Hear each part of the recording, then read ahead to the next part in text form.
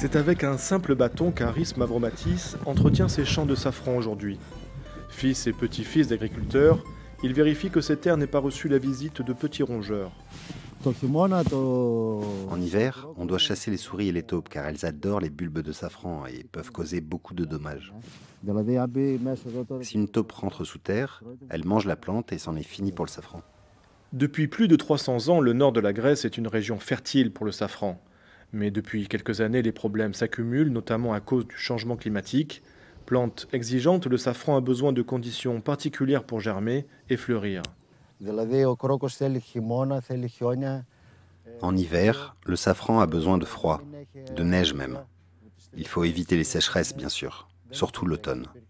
Et l'année dernière, on a connu de grandes sécheresses avec une hausse des températures. C'est pour ça que la production a baissé. D'ici peu de temps, si ça continue comme ça, la production ne sera pas viable et on mettra partout des céréales. Aris possède 27 hectares de safran et en octobre 2022, il a perdu plus de la moitié de sa récolte. D'autres cultivateurs ont perdu jusqu'à 80%, une baisse considérable qui inquiète Aris. C'est avec le safran qu'on finance nos maisons, les études de nos enfants, l'apprentissage des langues étrangères. Mais je suis de nature optimiste, donc j'espère que la situation va s'améliorer.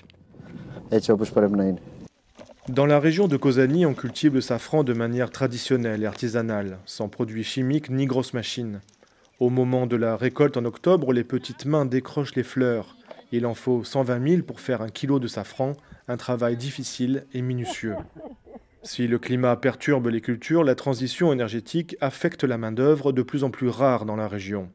Depuis quelques années, la Grèce a fermé de nombreuses mines de lignite, un charbon de basse qualité mais qui attirait les travailleurs étrangers, toujours prêts à quelques extras, notamment pour la récolte. Il est évident qu'il y a un problème de main-d'œuvre lié au montant des salaires plutôt bas pratiqués dans la région, surtout pour un travail extrêmement difficile.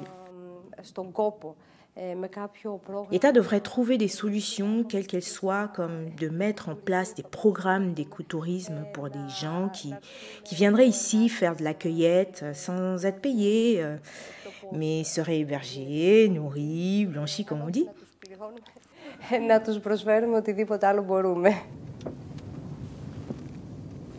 Nous sommes désormais dans le village de Krokos, qui veut dire safran en grec. Aris nous emmène au centre de tri de sa production. Salut! Ça va, mon fils? Oui, On va avoir une bonne récolte cette année? on espère, on espère. Que faire, hein? Ça va aller. Venez, maintenant je vous montre comment se fait le traitement du safran. Lorsqu'on récolte les fleurs depuis le champ, on les ramène ici, dans ces machines spécialisées. Et ces machines trient les pétales pour garder uniquement les fibres. Après ça, on prend les fibres et on les emmène à l'essorage. On les met sur des papiers spéciaux que nous fournit la coopérative. Par-dessus, on met les fibres pour qu'elles sèchent. Et après, par la suite, on les prend à la maison et on sépare le rouge du jaune. C'est ce qu'on fait en hiver. Venez chez moi, ma femme est en train de travailler.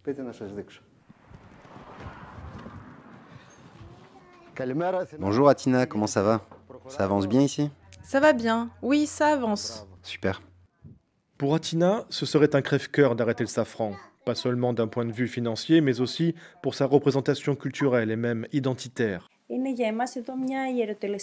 Ici, la récolte et le tri sont des rituels que nous pratiquons par étapes, de manière quasi mécanique, tellement c'est ancré en nous.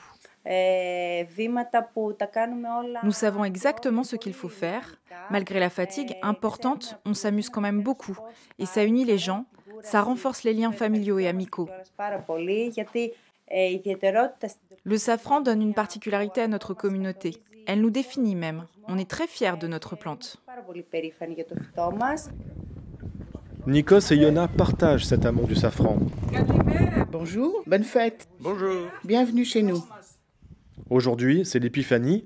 Ils reçoivent leurs meilleurs amis pour boire un verre et évoquer, bien sûr, le safran. Tu vas produire du safran cette année? Oui, évidemment que je vais en produire. Moi, mes enfants, ils poursuivent le métier. Pour moi, Je vois que les choses deviennent de plus en plus difficiles. Je crois que je ne vais pas réussir à passer la main. Donc, si je vieillis encore un peu, et je suis déjà assez vieux, notre famille va laisser tomber le métier.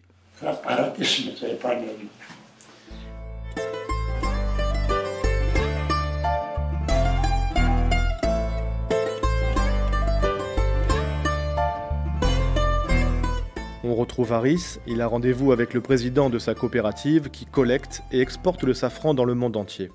Salut président. Salut, Ça va, tout va bien? ça va, ça va. Et toi? Je suis venu te demander si on va recevoir des dédommagements cette année. Oui, le député de Kozani a déclaré qu'il y aura des dédommagements pour chacun, basés sur sa surface de production. Et ça devrait se faire très rapidement, peut-être dès le mois prochain. Je crois que ce sera aux alentours d'1 million d'euros. Il y aura quelque chose pour tous les producteurs pour qu'ils puissent faire face à leurs frais de production cette année. Beaucoup de nos familles s'inquiètent de ce rendement à la baisse parce que si le safran était un revenu secondaire, depuis la crise financière, c'est devenu une source principale de revenus pour les familles qui ont décidé de rester vivre dans la région. L'université d'Athènes cherche des solutions pour adapter l'agriculture du safran au changement climatique. Spécialiste de cette épice, le professeur Tarantilis étudie depuis plus de 30 ans cette plante qui le fascine. Nous avons créé la banque du safran. Vous savez, il n'y a pas qu'une seule variété de safran. Rien qu'en Grèce, il y a 80 différentes sortes de safran sauvage. Ces variétés pourraient s'adapter plus facilement au changement climatique. Le professeur collabore à des projets de recherche avec plusieurs universités européennes et mondiales. Les dernières avancées viennent d'Espagne et sont le fruit de l'université d'Albacete. Des expériences assez concluantes ont été menées dans des pièces fermées. Dans ces chambres, la température, l'humidité et la lumière sont programmées. Vous voyez ici, il y a des lampes spéciales. Regardez, ici il y a le safran qui est en train de pousser. Et là, vous voyez des feuilles qui sortent. Et c'est ainsi qu'on assure la production indépendamment des conditions climatiques extérieures. C'est un maigre réconfort pour les cultivateurs. Les champs violets risquent de disparaître, ainsi que les joies de la cueillette du mois d'octobre, et finalement, tout un art de vivre. Pour l'heure, les Grecs espèrent trouver des solutions scientifiques sans changer leur mode de vie, mais ils savent bien que l'ennemi climatique est de taille et qu'il nécessite une adaptation rapide et coûteuse en investissement.